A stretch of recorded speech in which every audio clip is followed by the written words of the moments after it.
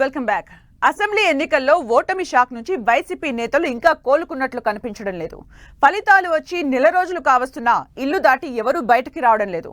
ఒకరో ఇద్దరు కార్యకర్తల్ని కలుస్తున్నా ముభావంగానే గడుపుతున్నారు.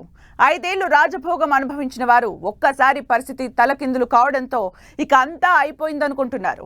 నేతల తీరును గమనిస్తున్న కార్యకర్తలు, ద్వితీయ శ్రేణి నేతలు పక్క చూపులు చూస్తూ గోడ దూకడానికి సిద్ధమవుతున్నారు. ఉమ్మడి పశ్చిమ గోదావరిలో వైసీపీ మాజీ ఎమ్మెల్యేల వైఖరితో పార్టీ మరింత డేంజర్ జోన్లోకి వెళ్తుందా?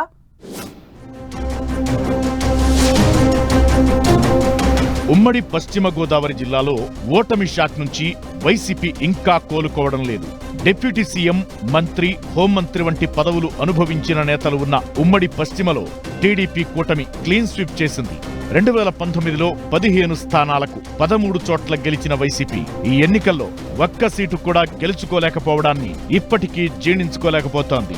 దీంతో రిజల్ట్స్ వచ్చినప్పటి నుంచి ఇప్పటి వరకు మాజీ ఎమ్మెల్యేలు, మాజీ మంత్రులు ఇళ్లు విడిచి రావడం లేదు. ఒకరిద్దరు ఏదో పని మీదన బయటకొచ్చినా క్షణాల్లోనే మళ్లీ ఇళ్లకు వెళ్లిపోతున్నారు. నేతల వైఖరిని పరిశీలిస్తున్న కార్యకర్తలు సేఫ్ జోన్ కోసం ప్రయత్నాలు ప్రారంభించారు.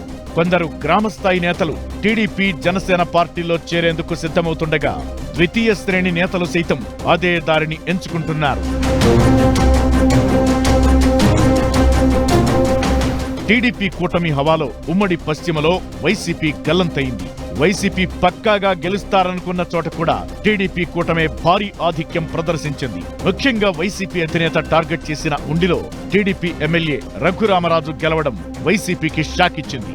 అదేవిధంగా గత ఎన్నికల్లో జనసేనాని పవన్ పై గెలిచిన భీమవరం మాజీ ఎమ్మెల్యే గ్రంథి శ్రీనివాస్ ఈసారి చిత్తుగా ఓడిపోవడం వైసీపీని ఆత్మరక్షణలోకి నెట్టివేసింది. దీంతో ఎలా ముందుకెళ్లాలో కూడా తేల్చుకోలేక ఇళ్లకే పరిమితమయ్యారు వైసీపీ మాజీ ఎమ్మెల్యేలు. ఉండి, ఏలూరులో వైసీపీ నిర్మిస్తున్న పార్టీ కార్యాలయాలు కూల్చివేతకు ప్రభుత్వం నోటీసులిచ్చినా జిల్లాల్లో వైసీపీ నేతలు పెద్దగా స్పందించలేదు. రాష్ట్ర పార్టీ ఆదేశాలతో కోర్టులో పిటిషన్లు దాఖలు చేసిన నేతలు నోటీసులు జారీ అయ్యాక పార్టీ ఆఫీసులను సందర్శించకపోవడం కార్యకర్తల్లో విస్తృత చర్చకు దారితీస్తోంది. వైసీపీకి గత ఎన్నికల వరకు 13 మంది ఎమ్మెల్యేలు ఉండేవారు. ఇందులో ఏలూరు మాజీ ఎమ్మెల్యే ఆళ్లనాని, తాడేపల్లిగూడెం మాజీ ఎమ్మెల్యే కొట్టు సత్యనారాయణ డిప్యూటీ సీఎంలుగా వ్యవహరించారు. ఇక తానేటి వనిత హోంమంత్రిగా, కారుమూరి నాగేశ్వరరావు, చెరుకువాడ శ్రీరంగనాథరాజు మంత్రులుగా పనిచేశారు. వనిత 5 ఏళ్లు మంత్రిగా ఉన్నా ఓడిన తరువాత ఇంటి నుంచి బయటకు రావడం లేదు. పశ్చిమ గోదావరి జిల్లా వైసీపీ అధ్యక్షుడైన మాజీ మంత్రి చెరుకువాడ శ్రీరంగనాథరాజు రిజల్ట్స్ వచ్చాక ఎక్కడున్నారో కూడా కార్యకర్తలకు తెలియడం లేదు. ఉండిలో పార్టీ కార్యాలయాల కూల్చివేత నోటీసులను అస్సలు పట్టించుకోలేదు శ్రీరంగనాథరాజు. ఇక ఏలూరు నుంచి పోటీ చేసిన మాజీ డిప్యూటీ సీఎం ఆళ్లనాని ఇంటికే పరిమితమయ్యారు. తన వద్దకు వచ్చిన వారిని మాత్రమే కలుస్తున్నారు. ఏలూరు జిల్లా పార్టీ కార్యాలయాన్ని ఏలూరు నగరంలో నిర్మించారు.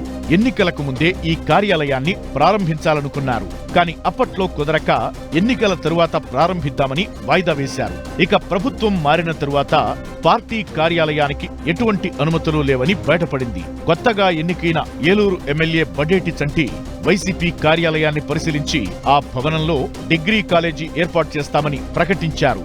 ఇలా అధికార పక్షం దూకుడు చూపుతున్నా ప్రతిపక్షం నుంచి ఏ ఒక్కరూ మాట్లాడకపోవడాన్ని తప్పుబడుతున్నారు కార్యకర్తలు. ఇక మాజీ మంత్రి కారుమూరి నాగేశ్వరరావు ఎన్నికల ఫలితాల తరువాత హైదరాబాద్ వెళ్లిపోయారు. మధ్యలో ఒక్కసారి వచ్చి కార్యకర్తల సమావేశం నిర్వహించినా ఆ తరువాత మళ్లీ హైదరాబాద్కే వెళ్లిపోయారు. నరసాపురం నుంచి పోటీ చేసిన మాజీ ప్రభుత్వ విప్ ముద్దునూరి ప్రసాదరాజు సైతం ఇంటిని వీడి బయటకు రావడం లేదు. పాలకొల్లు, ఉండి, పోలవరం, ఉంగుటూరు, చింతలపూడి నుంచి పోటీ చేసిన వైసీపీ అభ్యర్థుల అడ్రస్ కోసం కార్యకర్తలు వెదుగుతున్నారట. రిజల్ట్స్ వచ్చిన తరువాత ఎందుకు ఓడిందనే విషయంపైన ఏ ఒక్కరూ సమీక్షించుకోకపోవడంతో పార్టీలో గందరగోళం పెరిగిపోతోంది. ఈ క్రమంలోనే కొందరు ద్వితీయ శ్రేణి నేతలు ఇతర పార్టీల వైపు చూస్తున్నారంటున్నారు. ముఖ్యంగా జిల్లాకు చెందిన ఎక్కువ మంది నేతలు జనసేన పార్టీతో టచ్ లోకి వెళ్లినట్లు ప్రచారం జరుగుతోంది. మొత్తానికి మాజీ ఎమ్మెల్యేల వైఖరితో వైసీపీ మరింత బలహీనపడే పరిస్థితులే ఎక్కువగా కనిపిస్తున్నాయి.